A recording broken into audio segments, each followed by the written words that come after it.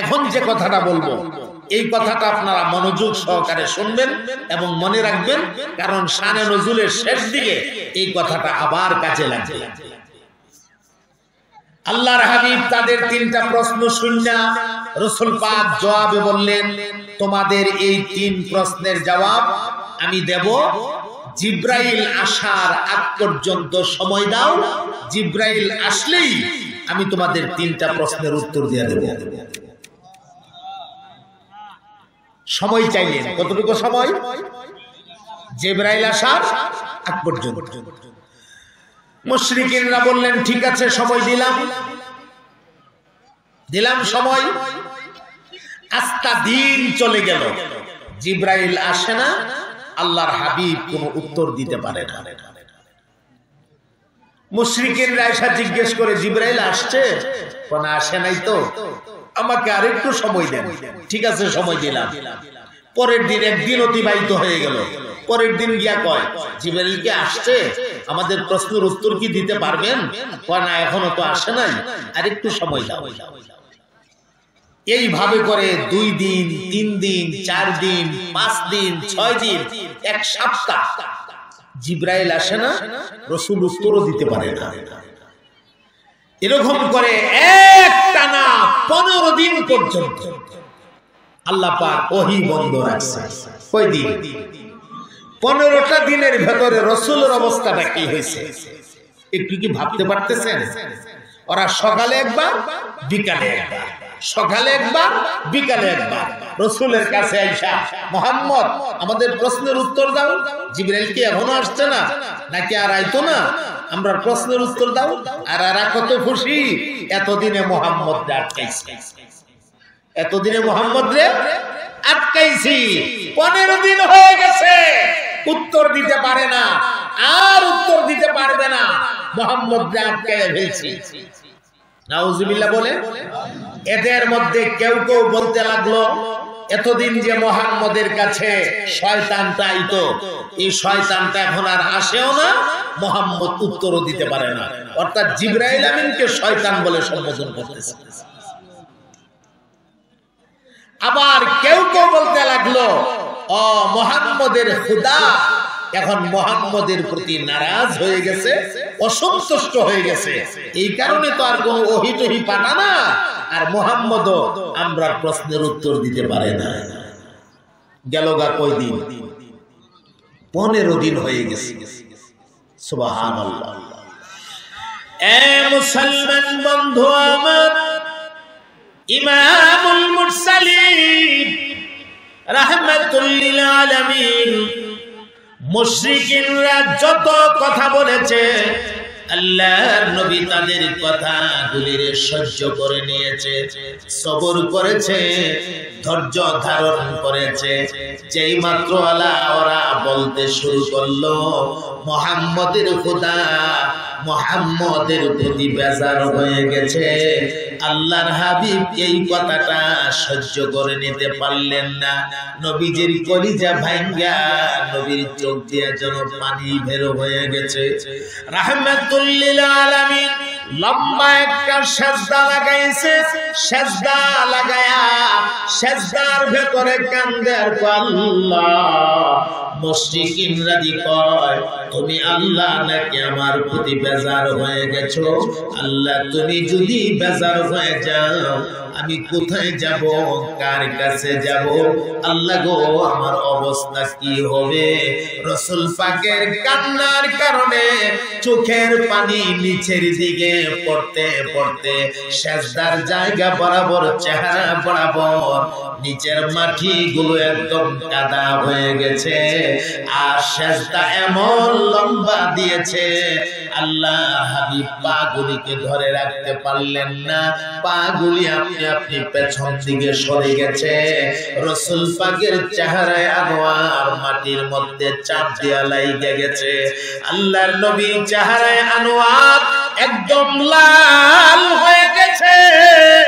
রাসূল পাক সেজদার ভেতরে এই অবস্থায় চিল্লায় চিল্লায় বলতেছে, ওগো আমার আল্লাহ, আল্লাহ আপনি নাকি আমার প্রতি বেজার হয়ে গেছেন। আপনি যদি বেজার হয়ে যান আমার কি উপায় হবে? এমন সময় আহকামুল হাকিমিন আল্লাহ রাব্বুল আলামিন জিবরাইলের ডাক দিয়ে কয়, যারে জিবরাইল যা যা আমার হাবিবের কানে দিয়ে সূরাতুদ দুহা তিলাওয়াত করে দে। আমার বন্ধুরে জানায় দে জিবরাইল আমি আল্লাহ আমার বন্ধুর প্রতি বেজার হয় না। আল্লাহু আকবার বলে। এমনি জিবরাইল আমিন এসে আল্লাহর হাবিবের কানের কাছে সালাম দিলেন। যেই মাত্র জিবরাইল সালাম দিয়েছে আল্লাহর নবী কলিজার ভেতরে যেন আলাদা একটা শান্তি অনুভব হইতেছে। জিবরাইল 15টা দিন পরে আসছে। নবী পাক সিজদা থেকে টান দিয়া মাথাটা উঠাইয়া সোজা দাঁড়াইয়া জিবরাইলের টান দিয়া সিনার সঙ্গে চাপ দিয়া ধরছে। আল্লাহর নবী ডাক দিয়া করে, জিবরাইল এতদিন পর্যন্ত আমারে না দেখে তুমি কেমনে থাকলা? আজকে 15টা দিন হয়ে গেল তুমি আসো না, আমারে না দেখে তুমি কেমনে থাকতে পারলা? জিবরাইল আমিন ডাক দিয়া কোন নবী গো, আপনার চেহারায় আনোয়ার এক মুহূর্তের জন্য না দেখলে অশান্তি লাগে, ভালো লাগে না ইয়া রাসূলুল্লাহ। কিন্তু কি করব, আল্লাহ রাব্বুল আলামিনের পক্ষ থেকে কোনো অর্ডার নাই, আমিও আসতে পারি না। আজকে অর্ডার হয়েছে, আমি ওহী নিয়ে আসছি, আপনি শুনেন।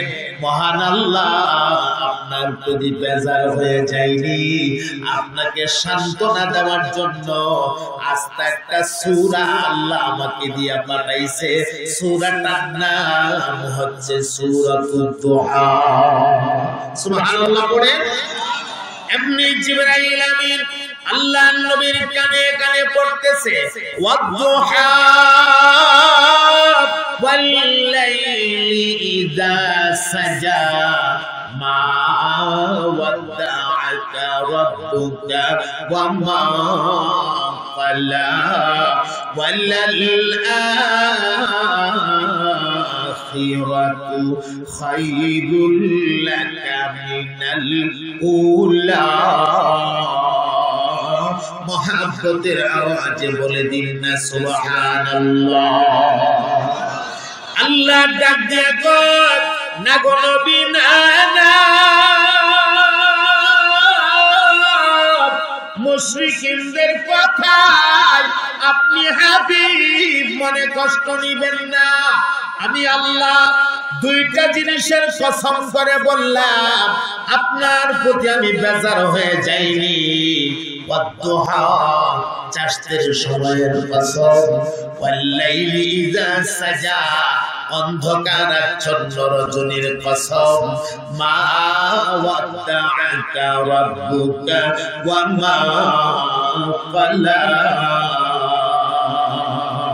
আমি আল্লাহ আপনার প্রতি বেজার হয়ে যাইনি, আপনার প্রতি অসন্তুষ্ট হয়ে যাইনি, বরং আগে যেমন সন্তুষ্ট ছিলাম এখনো সন্তুষ্ট আছি। কিয়ামত পর্যন্ত আমি আল্লাহ সব সময়ের জন্য আপনার উপরে সন্তুষ্ট থাকব। শুধু সন্তুষ্টই না, ওয়ালাল আখিরাতু খায়রুল লাকা মিনাল উলা।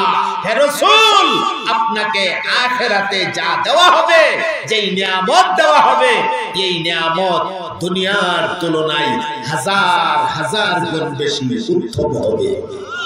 সুবহানাল্লাহ। আল্লাহ তার হাবিবের সান্ত্বনা দিয়েছে। শুধু তাই না, আল্লাহ রাব্বুল আলামিন বলেন, ওয়ালা সাউফা ইউতিকা রাব্বুকা ফাতারদা। অতি শীঘ্রই আপনাকে এমন নিয়ামত দিয়া মালামাল করা হবে গো, যে নিয়ামত পাইয়া আপনি নবী আমি রবের প্রতি রাজি এবং খুশি হয়ে যাবে। সুবহানাল্লাহ। আমার ভাইয়েরা, মুশরিকিনরা রাসূলকে মস্করা করত, মজাক করত, মুহাম্মদের খোদা মুহাম্মদের প্রতি বেজার হয়ে গেছে। আল্লাহ সূরা নাযিল করে তার হাবিবের সান্ত্বনা দিয়েছে। এখন আমরা সূরার ভেতরের কথাগুলি ধারাবাহিকভাবে শুনতে থাকবো ইনশাআল্লাহ। ধৈর্য আছে তো আল্লাহর রহমতে? ধৈর্য আছে? মহাব্বতে কয়েক মর্তবা জিকির করেন, পরীক্ষামূলক জিকির। আপনাদের জিকিরের আওয়াজটা যত সুন্দর হবে, যত উঁচা হবে, ইনশাআল্লাহ আলোচনা তত লম্বা হবে। আর যদি দিকে আপনাদের জিকিরের আওয়াজের বাপ বালানা, আমি কিন্তু আখিরু দাওয়ানা সাবকতই বলা। মহাব্বতের আওয়াজে পড়েন লা ইলাহা ইল্লাল্লাহ। মুফতি শব্দ, আমার মুফতি শব্দ ইল্লাল্লাহ, লা ইলাহা ইল্লাল্লাহ। পানি লাগবে না,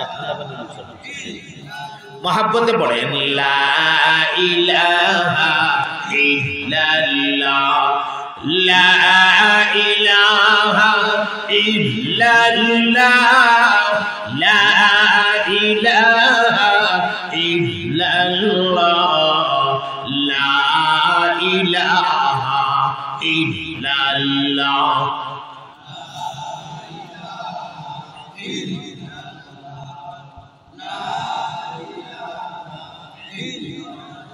तेरे सेवा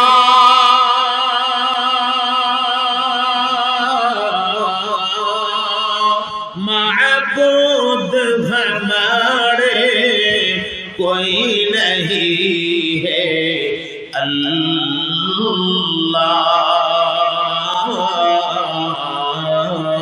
तू ही हमारे माबूद हकीकी इलाह, ला इलाहा इल्लल्लाह। माशाअल्लाह, मोहब्बत पढ़ो ला इलाहा इल्लल्लाह,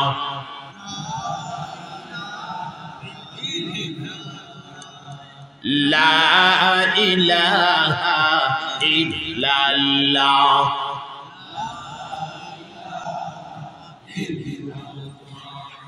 ला इलाहा इल्लल्लाह, ला इलाहा इल्लल्लाह, ला इलाहा इल्लल्लाह।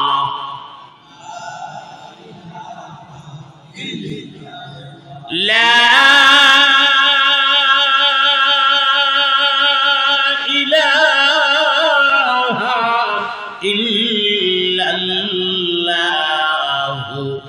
মুহাম্মাদুর রাসূলুল্লাহ। পড়ুন সবাই সাল্লাল্লাহু আলাইহি ওয়াসাল্লাম। আল্লাহ পাক চাষতের সময়ের কসম খাইছে।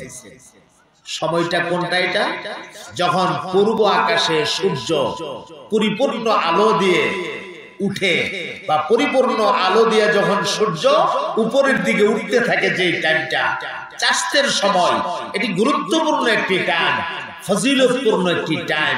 যেই টাইমে কোনো মানুষ সেজদা দিয়ে আল্লাহর কাছে যে কোনো দোয়া করবে, এই দোয়াটি কবুল হয়ে যায়। এই টাইমের কসম খাইছে। আর একটা কসম খাইছেন লাইলে সাজা,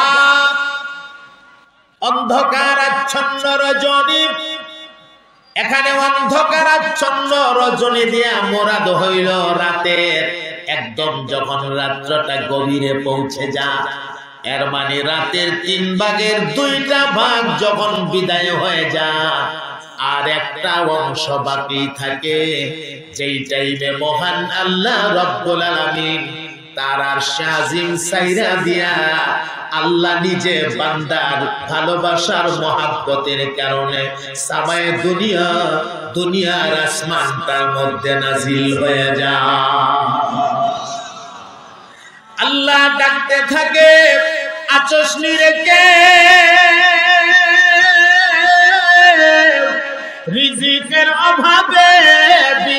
কষ্টে আছোস, এ বান্দা আমি তোর মহান আল্লাহ, তোর ভালোবাসার মহব্বতের কারণে আমার আরশ আজিম তারে ছাইরা দিয়া সামায়ে দুনিয়ার আসমানটার মধ্যে চলে আসছি। উঠে বান্দা উঠ, জলদি করে ঘুম থেকে যা, আমার কাছে রিজিক চা, আমি তোর আল্লাহ তোরে দেওয়ার জন্য তোর কাছাকাছি চলে আসছি। সুবহানাল্লাহ।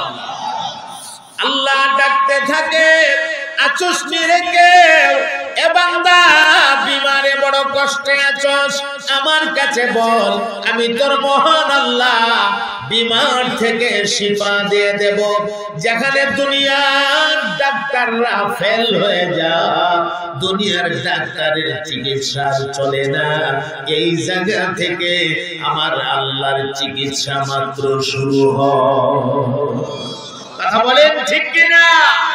ডাক্তার ফেল হয়ে গেল, আল্লাহ যদি চায় মানুষটাকে আমি সুস্থ করে দেব, সম্ভব না অসম্ভব? আল্লাহকে বান্দা ঘুম থেকে যা, আমার কাছে বল, আমি তোর মহান আল্লাহ তোর বিমার থেকে সুস্থ করে দেওয়ার জন্য সামায়ে দুনিয়াতে চলে আসে। সুবহানাল্লাহ।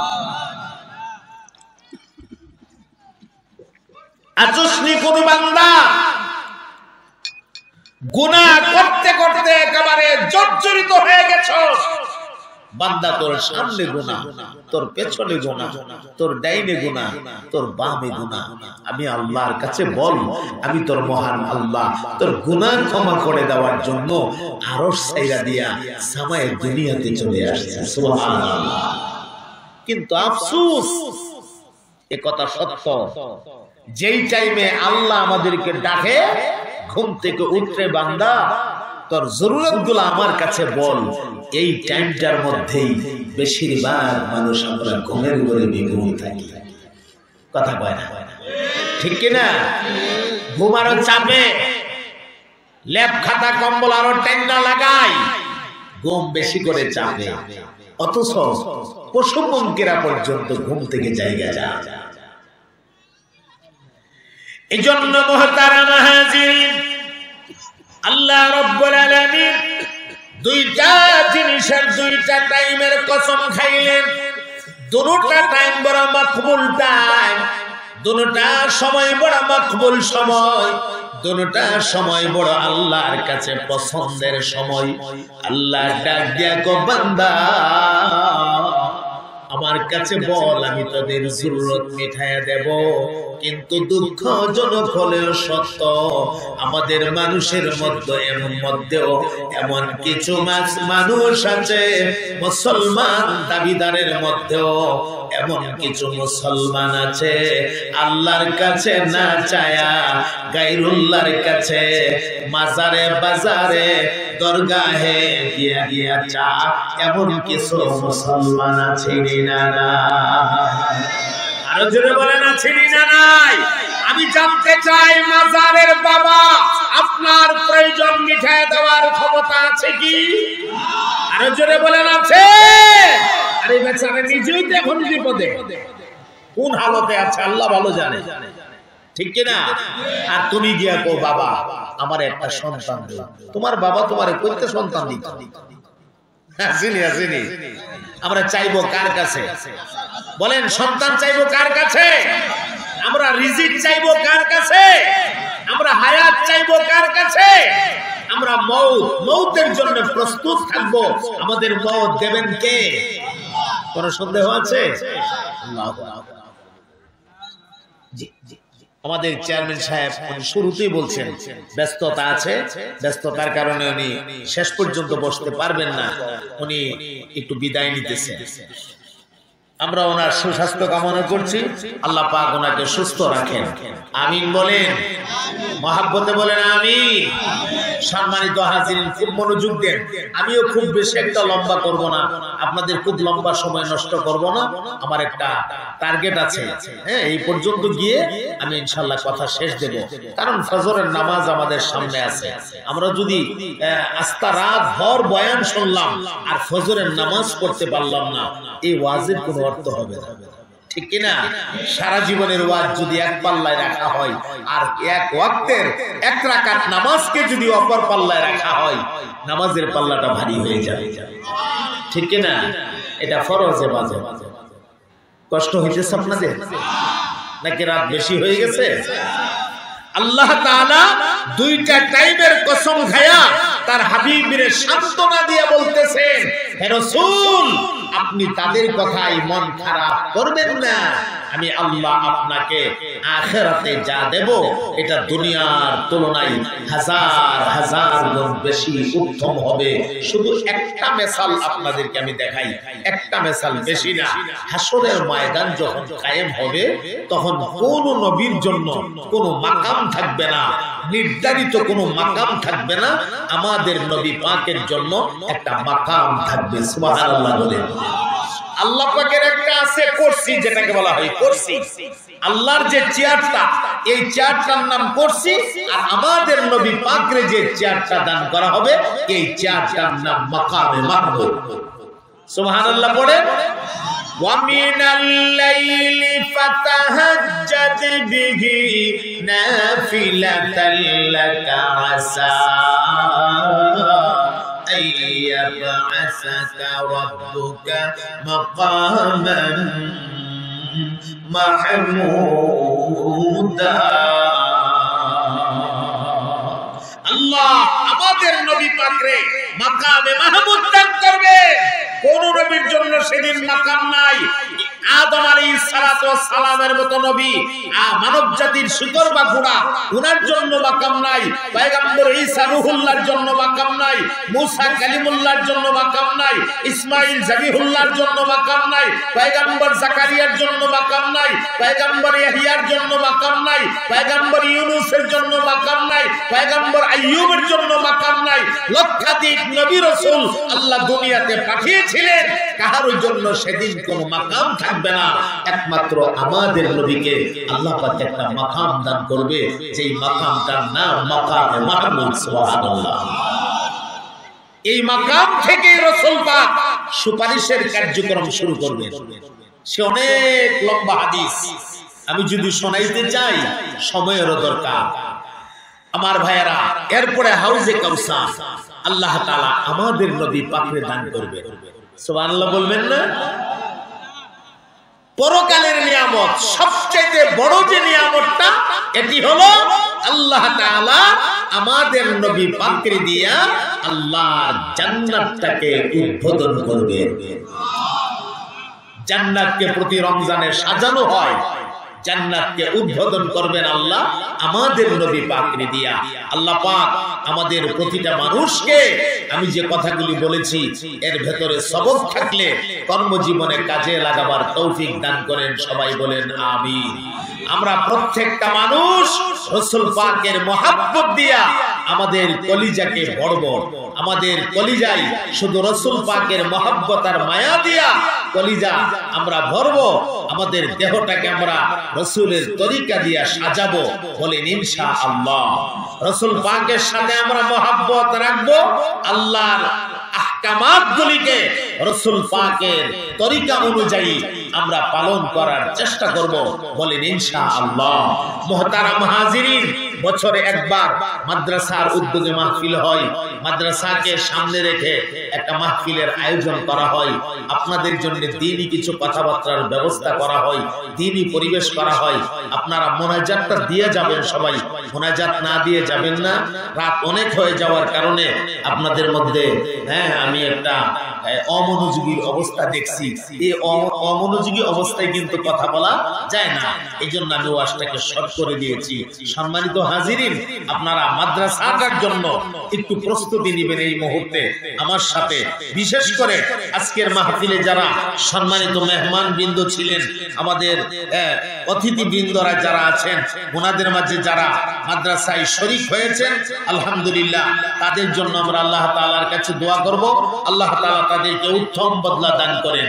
বলেন আমিন। মহব্বতের সাথে বলেন আমিন। যারা যারা বাকি আছে, এখনো দেই নাই আমাদের সম্মানিত মেহমানরা, আমি মেহমানদেরকে ইমামুল মুরসালিন রাহমাতুল লিল আলামিন শাহাদাত আঙ্গুলটাকে এইভাবে রেডি করে আবু জাহেলের মুষ্টির দিকে ইশারা দিয়া বললেন, আবু জাহেলের মুষ্টির ভেতরে আল্লাহর যে কোন মাখলুক তুমি থাকো না কেন কালিমা পড়ো। যেই মাত্র বলছে কালিমা পড়ো, সাথে সাথে আবু জাহেলের মুষ্টির ভেতর থেকে কালিমায়ে শাহাদাতের আওয়াজ বের হয়ে গেছে। বিষয়টি খেয়াল করে, কালিমা বের হয়েছে কোন জায়গা থেকে? মুষ্টির ভেতর থেকে। তার মানে মুষ্টির ভেতরে আছে কি? মূর্তি, মানে আবু জাহেলের খোদা। সে যারে খোদা মানে, খোদা বানায় পূজা করে। এখন তার তো ভীষণ রাগ উঠছে শরীরে, মূর্তিটারে এইভাবে চুইরা মারছে জুড়ে এইভাবে। আরে বাপরে বাপ, মুহাম্মদ তুমি এত বড় জাদুকর, তুমি জাদু দিয়া আমার খোদাটারে পর্যন্ত তোমার বলি বলাই লইলা। আগে বলছি কি কালিমা পড়বে, এখন কয় তুমি জাদুকর। ভাবতেছেন কপালে হেদায়েত নাই। ভাই হেদায়েত দেওয়ার মালিক কে? আওয়াজ দিয়া বলেন। আর আমরা যদি ইসলামের ইতিহাস লক্ষ্য করি, ওই হাবশী দেশ থেকে, তাও মালিক না গোলাম মানুষ, হযরত বেলাল হাবশী রাদিয়াল্লাহু তাআলা আনহু রাসূল পাকের দরবারে আয়েশা আল্লাহর নবীর হাত মোবারকে ধইরা কালিমা পড়ে মুসলমান হয়ে গেছে। শুধু মুসলমান হয়েছে এমন না, হযরত বেলালের মাকাম এত উঁচা হয়ে গেছে, হযরত বেলাল আযান না দিলে আল্লাহ পাক আসমানের সূর্যকে আটকায় দিয়েছে। চিন্তা করছেন? মুনাফিক মার্কা কিছু মুসলমান ছিল। মুনাফিক বুঝেন তো? মুনাফিক দ্বিমুখী। রাসূলের দরবারে আসতে বলতেন আমরা আপনার সঙ্গে আছি। আবার যখন আবু জাহাল, আবু লাহাব, উতবা, শাইবা, ওলীদ ইবনে মুগীরাদের কাছে যাইতেন বলতেন আমরা তোমাদের সাথে আছি।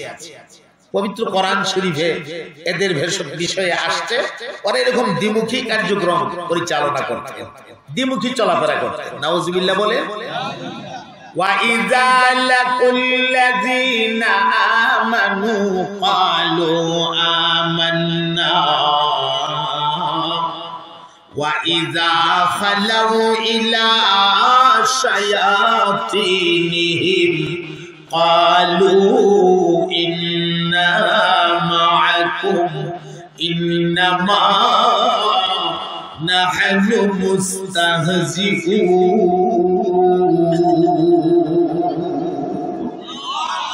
নবী পাকের দরবারে আসলে বলতেন আমান্না, আমরা ঈমান আনছি। ওয়া ইযা খালাউ ইলা শায়াতিনিহিম, আবার যখন ঘোড়ায় তারা তাদের মাতবরদের কাছে যাইতো, এরা জিজ্ঞেস করতো কিরে তোরা যদি দেখলাম মুহাম্মদের কাছে, ঘটনা কি?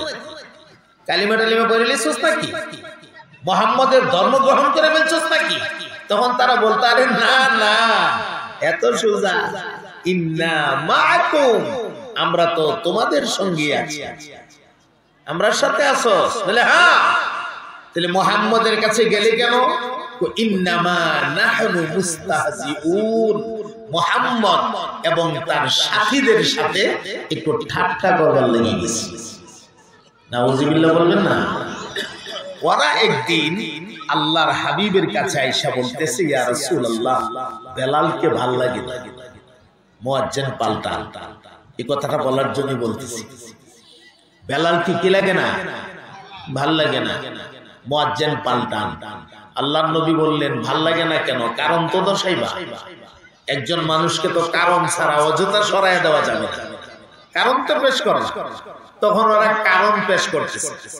তো এক নাম্বার কারণ, বেলাল দেখতে সুন্দর না, কারণ দর্শাইছে দেখতে সুন্দর না। কেউ একজন মানুষ তো দেখতে সুন্দর না ওই হইতে পারে, হতে পারে না এরকম, কিন্তু মানুষের গুণ থাকে না, গুণ থাকে। তো বেলাল দেখতে সুন্দর না, ও আচ্ছা বুঝলাম, দেখতে সুন্দর না। আর কোন কারণ? আরেকটা কারণ আছে। তো সেই কারণটা কি, জিহ্বার আগা বাড়ি, কথা স্পষ্ট হয় না, মুয়াজ্জিন পরিবর্তন করেন। হযরত বেলাল রাদিয়াল্লাহু তাআলা আনহু উনি আশহাদু বলতে পারতেন না। আযানের ভেতরে যে আছে আশহাদু, উনি আশহাদু বলতে পারতেন না, উনি বলতেন আসহাদু। অর্থাৎ শিন বলতে পারতেন না, শিন বলতে গেলে সিন বের হয়ে যেত। আযানের ভেতরে একটা কলি আছে না, আশহাদু বলে না, নাই। আশহাদু আল্লা ইলাহা ইল্লাল্লাহ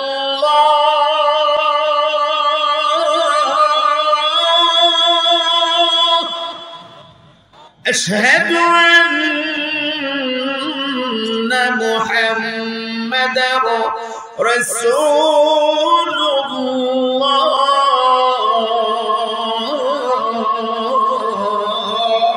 এই যে আশহাদু, আশহাদুর জায়গাতে তিনি বলতেন আসহাদু, শিন বলতে পারতেন না। ওরা কয় মুয়াজ্জিন পাল্টান, বলে কেন, উনি শিন কইতে পারে না, সিন কয়। তো এক বেচারার জিহ্বার আগা বাড়ি থাকলে কথা স্পষ্ট না হওয়াটা স্বাভাবিক, এমনটা হতেই তো পারে। এক বেচারা ছোট মানুষ তালুর বাড়ি গেছে বেড়াইতে, তালুর বাড়ি পাশে বেড়াইতে গেছে, তো 2 দিন বেড়ায় তালুই, হ্যাঁ 2 দিন তো বেড়াইছি, এবার ছুটি দিন চলে যাই, তালুই কো না ফুটলা আরেকদিন থাকো। কি কয়, না ফুটলা আরেকদিন থাকো, ফুটলা কয়। তো ছোট মানুষ না, দৌড়ে আসছে আব্বার কাছে, আব্বার কাছে একো, আম্মার কাছে একো, আম্মা কি হয়েছে রে, আমরা তালুই যে আমার ফুটলা ডাকে। মা কো বাবা রে, তোর তালুই তোর ফুটলা ডাকে না, তালুই ফুটরা ওই ডাকে, তোর তালুর জিহ্বার আগাটা বাড়ি থাকার কারণে ফুটরা কইলে ফুটলা হয়ে যায়, বলে ফুটরা হই, কিন্তু বাইরে জায়গা ফুটলা। তো মানুষের জিহ্বার আগা বাড়ি থাকলে কথা স্পষ্ট না হওয়াটা স্বাভাবিক। তো সম্মানিত হাজিরিন, আল্লাহর হাবিব এদের এই 2টা কারণ শুনে রাসূল পাক মুয়াজ্জিন পরিবর্তন করলেন। ওই দিনে ফজরের আযান দেওয়ার জন্য হযরত আব্দুল্লাহ ইবনে উম্মে মাকতুম রাদিয়াল্লাহু তাআলা আনহু মোতায়েন করলেন। হযরত আব্দুল্লাহ ইবনে উম্মে মাকতুম রাদিয়াল্লাহু তাআলা আনহু নির্ধারিত টাইমে মসজিদের মিনারে ফজরের আযান দিয়েছে। আযান দিলে কি হবে রে ভাই, আযানের পর ঘন্টার পর ঘন্টা চলে যাইতেছে, সুবহে সাদেক হয় না, ফজরের নামাজের সময় হয় না, আর পূর্ব আকাশে সূর্য দেখা যায়। এখন তো বিরাট পেরেশানি। যারা বলছিল আইসা মুয়াজ্জিন ফালতানোর জন্য, এরা তো বিশাল পেরেশানি। এরা একজন আরেকজন লোক, আমরা কি করলাম, কাজটা মনে হয় ভালো করি নাই, সম্ভবত কোনো বিপদ ডেকে আনছি। আর হক্কানি মুসলমান যারা, তারা তো সবাই সেজদায়, সাহাবায়ে কেরাম আজমাইন সেজদায়।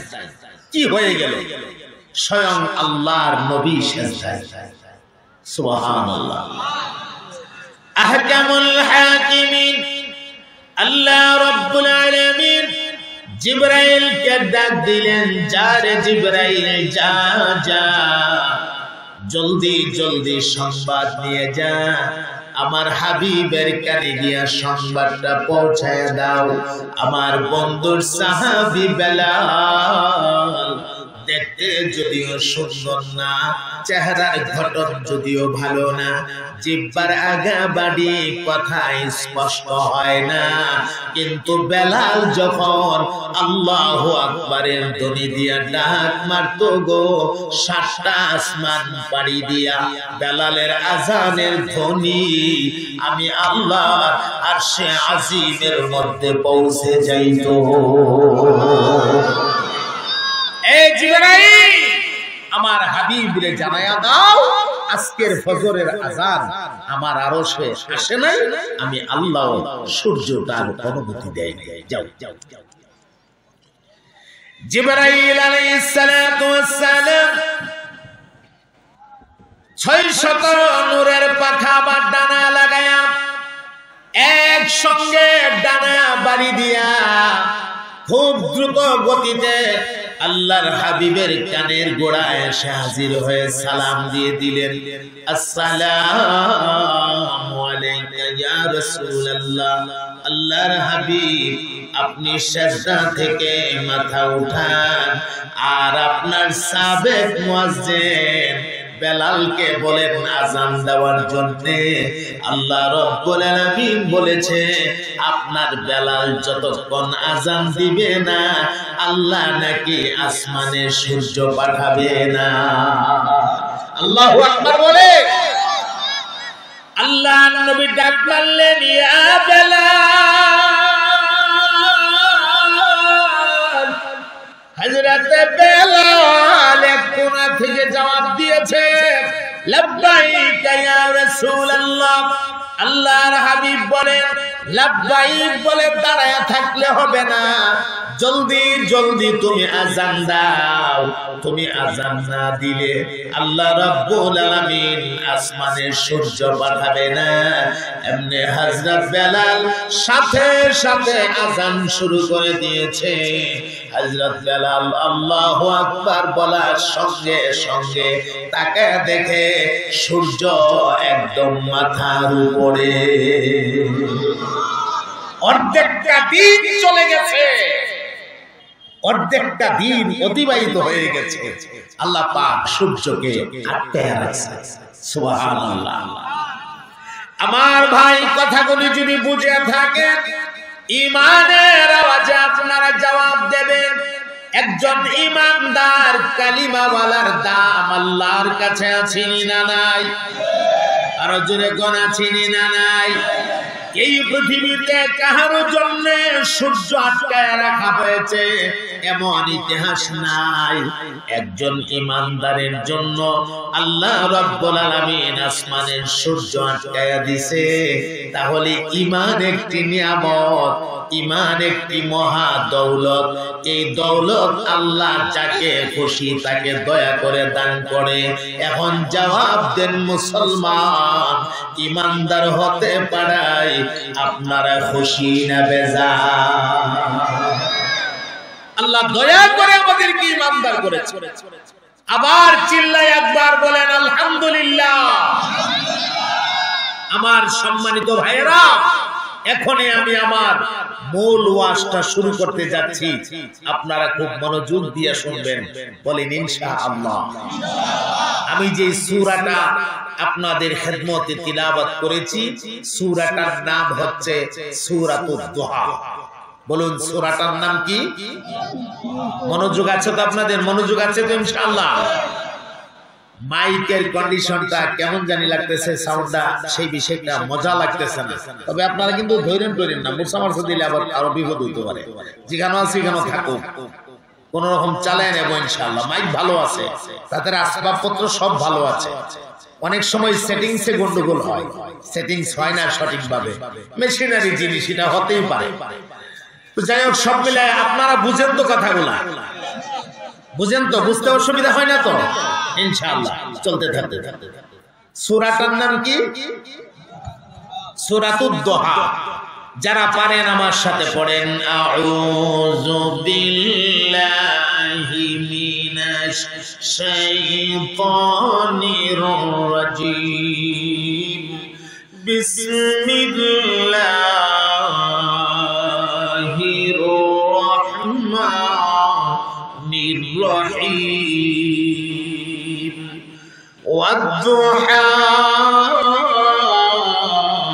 ওয়াল-লাইলি ইযা সাজা, মা ওয়াদ্দা'আকা রাব্বুকা ওয়া মা ক্বালা, ওয়ালাল আখিরাতু খায়রুল লাকা মিনাল উলা, ولسوف يعطيك ربك فترضى। সাদাকাল্লাহুল আযীম। পড়ুন সবাই, সাদাকাল্লাহুল আযীম। আমার ভাইয়েরা, কোরআনুল কারীমের আয়াত অথবা সূরাগুলো নাযিল হওয়ার যে কারণ, এই কারণটাকে তাফসীরের পরিভাষায় বলা হয় শানে নুজুল। বলুন কি বলা হয়? শানে নুজুল। আমরা প্রথমে শুনবো আল্লাহ পাক এই সূরাটাকে কেন নাজিল করেছেন, এই সূরাটা নাজিল করার কারণ কি, শানে নুজুলটা আমরা প্রথমে শুনবো। মুশরিকিনরা একদিন নবী পাক সাল্লাল্লাহু আলাইহি সাল্লামের কাছে আসছে তিনটা প্রশ্ন নিয়ে। বলুন কয়টা প্রশ্ন? খুব মনোযোগ লাগান। তিনটা প্রশ্ন নিয়ে আসছে, এসে বলতেছেন মুহাম্মদ তুমি যদি আমাদের এই তিনটা প্রশ্নের জবাব দিতে পারো আমরা ধরে নেব তুমি আল্লাহর নবী, আর যদি উত্তর দিতে পারো না তাহলে তুমি নবী না। প্রশ্ন কয়টা? তিনটা। এক নাম্বার প্রশ্ন, ওই ব্যক্তিটা কোন ব্যক্তি যেই ব্যক্তিটা পৃথিবীর পূর্ব প্রান্তেও গেছে আবার পৃথিবীর পশ্চিম প্রান্তেও গেছে, সূর্য উদয় হওয়ার অবস্থাও দেখছে আবার সূর্য অস্ত যাওয়ার অবস্থাও দেখছে। এই ব্যক্তিটা কোন ব্যক্তি যেই ব্যক্তিটা পৃথিবীর পূর্ব এবং পশ্চিম দুই প্রান্তে ভ্রমণ করেছে, তার পরিচয় দাও এবং এই বিষয়ে বিস্তারিত তথ্য আমাদেরকে শোনাও। যদি পারো তাহলে তুমি নবী। এক প্রশ্ন। দুই নাম্বার প্রশ্ন, ওই যুবকগুলো কারা যেই যুবকগুলো দাকিয়ানুস বাদশার অত্যাচার সহ্য করতে না পেরে গর্তের ভেতরে আশ্রয় নিয়েছিল? এরা কয়জন ছিল? ওরা কতদিন সেই গর্তের ভেতরে থাকছিল? কিভাবে থাকছিল? এই বিষয়ে বিস্তারিত আমাদেরকে শোনাও। যদি শোনাইতে পারো তাহলে তুমি নবী, আর না হয় তুমি নবী না। কয়টা প্রশ্ন হলো? দুই।